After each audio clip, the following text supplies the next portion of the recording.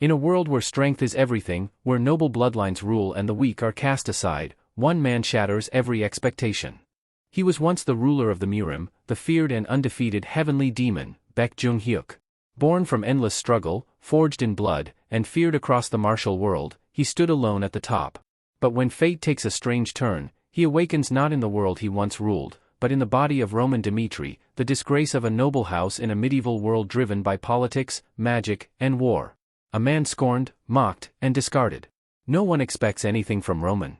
But they're about to learn what it means to cross a demon. This is not your typical ice guy. This is the tale of a war-hardened demon in a world unready for his wrath.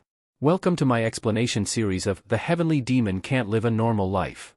If you're new to this manga, you're in for an epic journey of dominance, strategy, and unrelenting martial power. And if you're already a fan? Let's dive deeper into the story, the characters, and the moments that made this series unforgettable. So buckle up, because a normal life was never an option. The story starts in the Dmitri's castle where Hans, a servant of Baron Dmitri's family, could not hide his difficulties with the young master's abnormal behavior. So, you're saying that I am the eldest son of the Dmitri family? And this is the kingdom of Cairo on the Salamander continent. The world of Murim doesn't even exist. It was strange. The young master wasn't someone who was usually called smart, but he wasn't normally this stupid. Hans wondered if he was high on drugs. Recently, the deviance of the children of noble families has become a social issue, but it was a problem since it would be suspicious if it happened to young Master Roman Dmitri. Dmitri's fool. While the younger brothers had already moved to the capital and grew up steadily, he could see the reality of Roman Dmitri just by watching him rot in the outskirts by the time he reached the age of 25. Hans said calmly, "Young master, today is the day the esteemed daughter of the Lawrence family, who is promised to marry you, visits the estate of Dmitri. As you may have heard, the daughter of the Lawrence family is a person who values dignity and courtesy as a nobleman. So, it is better to prepare ahead of time. It's the first time you will see each other, so it would be great to make a good impression. There is something more important than that." Roman cut him off while he was talking. No matter how he looked at it, the young master, who seemed to not be in his right mind, spoke in a voice that had a different weight to it than usual.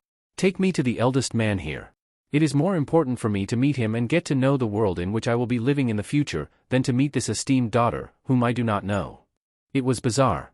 The young master, who has lived in Dmitri's estate for 25 years, said it's important to know about the world for the future. "But what can I even do?" "I understand, young master." It was Hans' role to fulfill his duty as a servant. The place Hans guided Dmitri to was a village outside the Dmitri castle. After the war, many of their permanent residents lost their homes. However, the castle could not accommodate all of them, so they formed a village outside of it. At first, the village was made up of houses with quite plausible shapes, but the proportion of shacks gradually increased as they moved inside. "Are you the owner of this house? Young master, you came to such a shabby place like this?" The old man lying inside was startled. He hurriedly got over the bulky blanket and tried to get up, but he couldn't get up entirely because of an injury. "Sit down and listen." Roman sat down in front of him. The old man didn't know what to do as he sat down on the dirty ground, so he only looked at Roman's eyes. "I want to know everything about Dmitri's estate. What kind of land is this place and what kind of history does it have? It's probably going to be a long story, so why don't we talk slowly while enjoying the alcohol I brought?"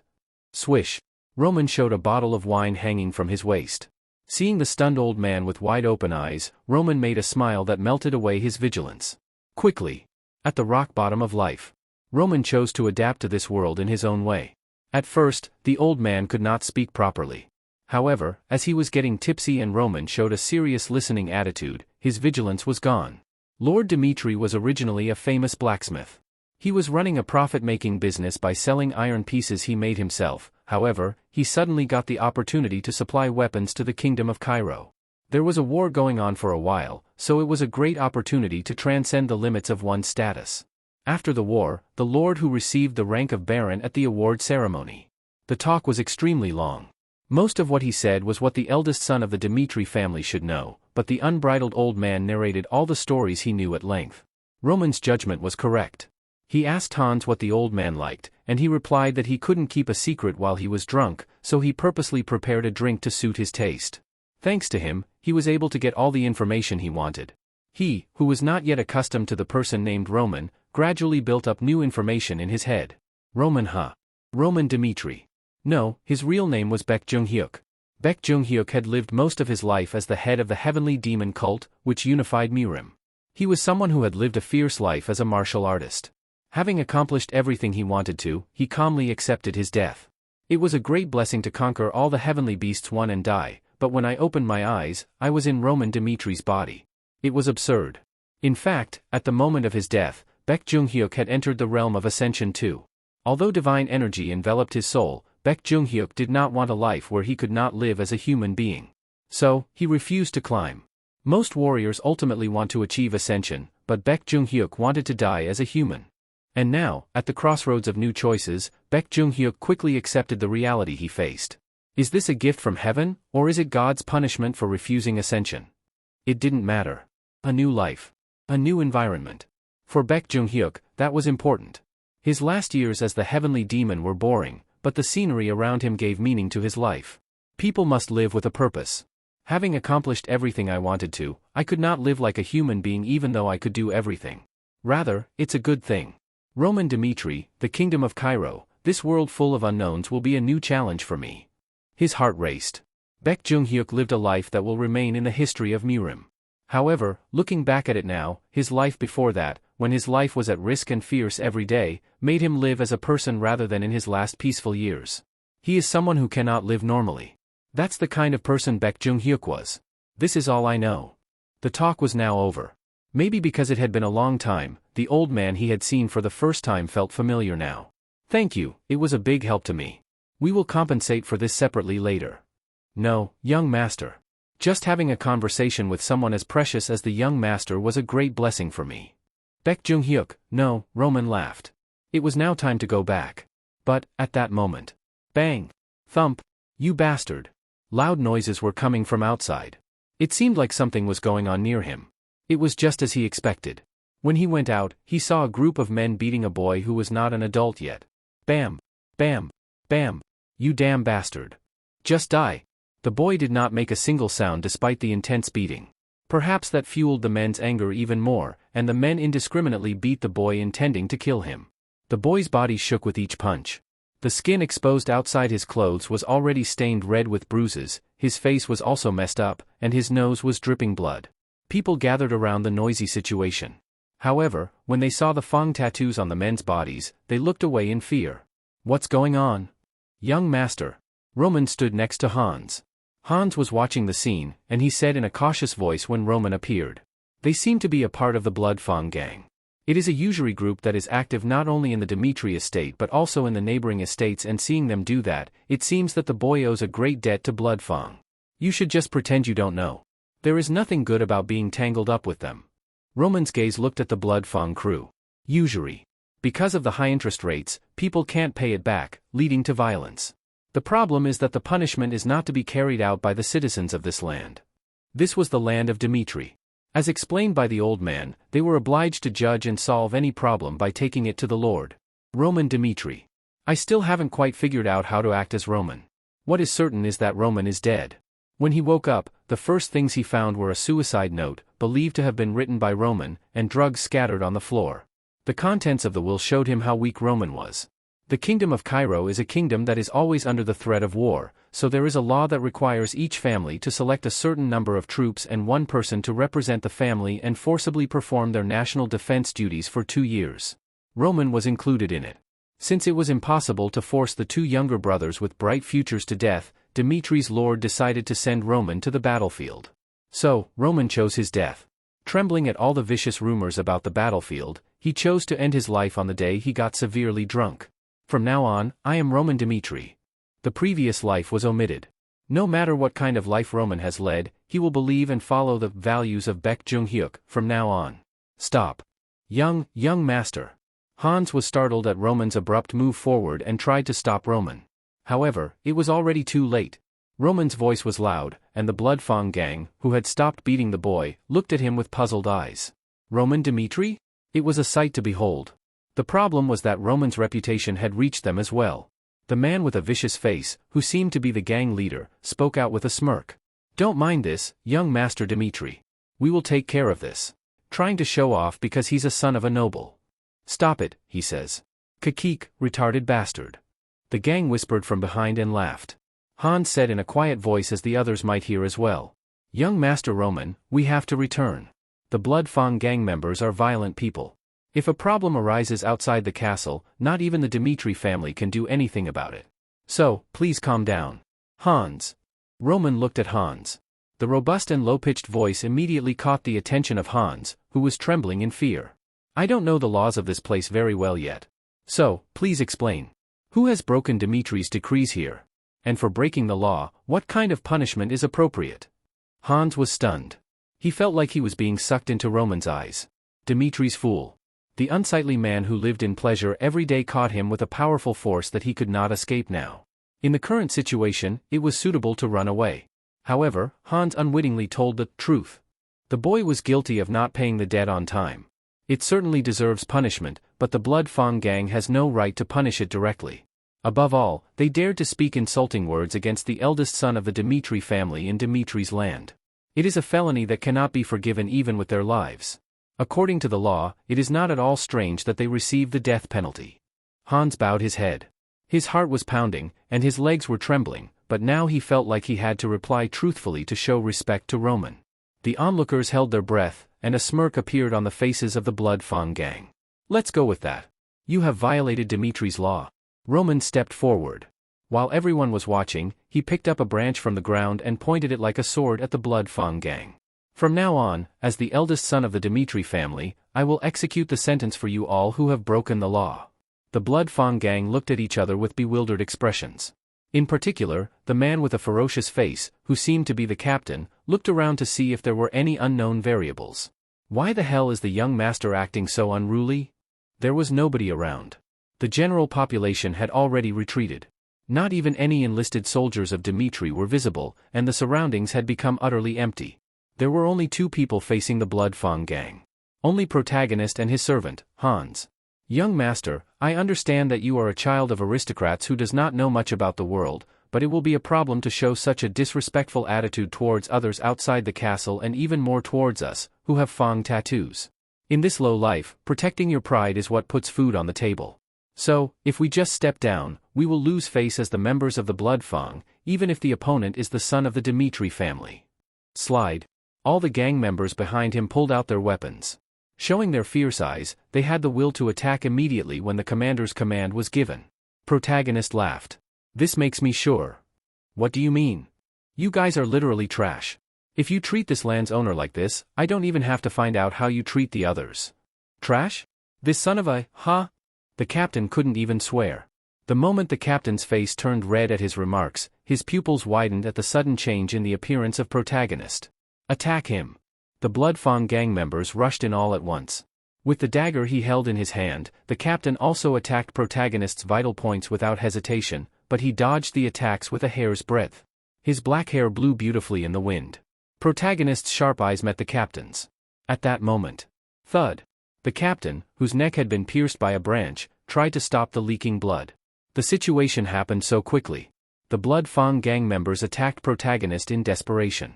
At the attack of nearly 10 men, Hans stomped his feet fast, hurriedly grabbed a large stone around him, and tried to help protagonist. Surprisingly, he soon realized he didn't need to. Protagonist, who had dealt with the captain, was able to dodge all of his men's attacks with a movement that almost seemed inhuman and finally dealt with them one by one. It was curious enough to see him fight a dagger with a branch, and every time he attacked with the branch, a hole was punctured in the vital points of one of the men. He's a monster, a monster. Is this really Roman? The men were perplexed. At first, they risked their lives to fight, but they were terrified when they saw their comrades dying helplessly. However, the tides of the fight had already turned. The men fell one after the other. When the last remaining man was about to run away, protagonist's tough hand grabbed the man's hair. Let go, let it go. The man was furious. At the sight of his colleagues' unconscious bodies scattered around him, his face became pale and tired. Protagonist said, "You have violated Dmitri's law. However, you tried to cover up the situation by threatening me instead of reflecting on it. In order for an organization to carry on in the right manner, it is necessary to abide by the law. I will not take your life, but I will show people the fear of the law by setting you as an example of what they shouldn't become." A man who was called the Heavenly Demon. In Murim, protagonist was the law. As a lifelong leader, protagonist knew what choices he had to make for the law, even if he was cruel. He knelt the man down. Then he tilted his head back, and with his other hand, he pulled his tongue out. The sin of playing with the tongue in the wrong way. Pay the price accordingly. The man struggled desperately. However, there was no way he could escape. Protagonist's tough hand strongly suppressed the man's body, and protagonist grabbed the dagger that had fallen on the floor and cut off the man's tongue. His blood splattered. The man groaned, and his voice roaring in pain echoed around him. The villagers tightly closed their eyes at the brutal scene. However, protagonist had already cut off the man's tongue neatly without the slightest change in expression. Thud. The cut-off tongue fell to the ground. The man lowered his head. He wept with a bewildered look on his face, and his palms struggled to stop the gushing of blood from his mouth. My name is Roman Dmitri. If you don't like the punishment you've been given, you may come to me at any time. The Heavenly Demon Cult. In the world of the survival of the fittest, the price of breaking the law was always paid with blood. Protagonist looked at Hans. When Hans saw the young master's changed appearance for the first time, he was startled and stepped backward. Call the guards. Report today's events to them, and send troops here to do a follow-up. Ah, I see. It's disgusting. Hans hiccuped. He checked their corpses once and hurried to the castle with a pale expression on his face. An overwhelming victory. However, protagonist's expression was not good. You have such a garbage body. Roman Dmitri. No, Baek Joong-Hyuk. In Murim, he was the one who reached the top. Hundreds and thousands of warriors were slaughtered because they could not handle one Baek Joong-Hyuk, and when the blood flowed as large and wide as a river, the heavenly demon cult admitted that he was the ruler of Murim. As a man with the spirit of Baek Joong-Hyuk, he could not help but be dissatisfied. The flow of energy is messed up. The amount of chi he has in his body is so small. It was the worst. Still, there were traces of training in martial arts, but it was close to someone who had no training in Baek Joong-Hyuk's expectations. I have to start over with my body every now and then. Fortunately, I have past experiences of honing my martial arts skills as Baek Joong-Hyuk. If I set the right direction from the start and practice martial arts, I can get meaningful results even in the worst conditions. He had various thoughts in my mind. First of all, it was necessary to quickly gather information and proceed with the metamorphosis of the bones to create the basis of the body. It was then. Young master, thank you very much for your help. He was the boy who had been beaten earlier. He bowed his head and showed manners while limping his legs, perhaps because of his lack of mobility. A pitiful sight. Nevertheless, protagonist's voice was cold. I didn't help you out of pity. I executed the Blood Fang's punishment because they broke Dmitri's laws, and you can't escape that responsibility either. So, explain your situation without the slightest lie. If your words are judged to be false, even your tongue will not be safe. I understand, young master. The boy's expression calmed down. He was quite determined. It was impressive that he did not shed a single sound even when beaten, but it certainly looked unusual. As you know, Blood Fang is a group that lends money with high interest rates. My parents borrowed money from Blood Fang to rent the land. If the crops were harvested normally, the money could be fully repaid. However, due to the intentional interference of the Blood Fang, the crops were ruined. At first, I didn't know why they did this, but I later found out that they did it because they coveted my sister. Young master, I feel sad. Although we don't have a lot of money, we don't do any harm to others. There is no lie in my words. Please save us from the abyss of this evil. The boy bowed his head. The words were coherent, and there was not even a slight tremor in the boy's voice announcing the situation. Protagonist responded with interest. His face was black and skinny, without muscles, but the boy's eyes showed a sense of brilliance. I found the crazy demon, one of the 4 heavenly kings in such a shabby environment. At that time, he was just a little boy, but later, he grew up and became a stronger ally than anyone else. It's kind of like I'm seeing him again. What is your name? It's Kevin. Kevin. I will remember your name, and within a few days, I will make sure this case is handled through the right process. Gasp. Thank you. Thank you so much.